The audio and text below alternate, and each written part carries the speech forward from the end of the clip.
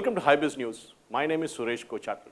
Novartis Pharmaceutical Corporation will pay $678 million to the United States government and various states to settle a lawsuit over a sham speaker program that distributed cash, expensive dinners, and other treats to induce doctors to prescribe products, federal authorities announced on Wednesday.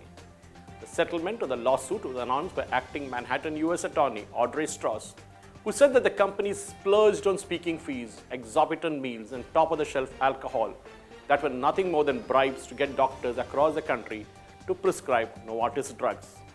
This is a common methodology used by many pharmaceutical companies to further their business.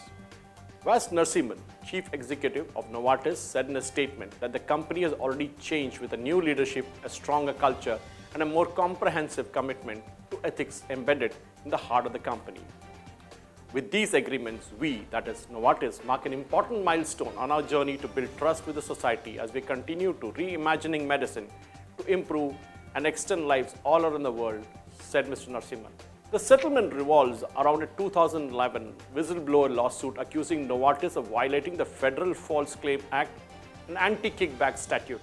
The company admitted giving doctors cash, golf and fishing trips and lavish meals at some of the nation's fanciest restaurants to induce them to prescribe Novartis cardiovascular diseases and diabetes drugs that were reimbursed by the federal healthcare program.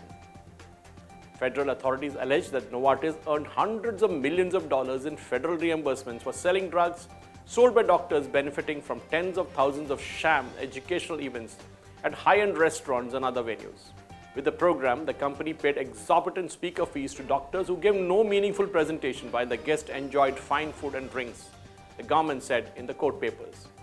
In settling, Novartis made extensive factual admissions and agreed to strict limitations of any future speaker programs, according to the terms of the deal.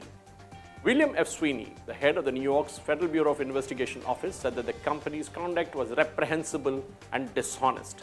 Not only did Novartis incentivize doctors to host these speaking events, reps were bribed with the doctors to write more prescriptions on the company's drugs and give Novartis an advantage over the competitors within the field. Greed replaced the responsibility that the public expects from these companies who practice medicine. Arthur Haley was right in his book, Strong Medicine. Thank you for watching.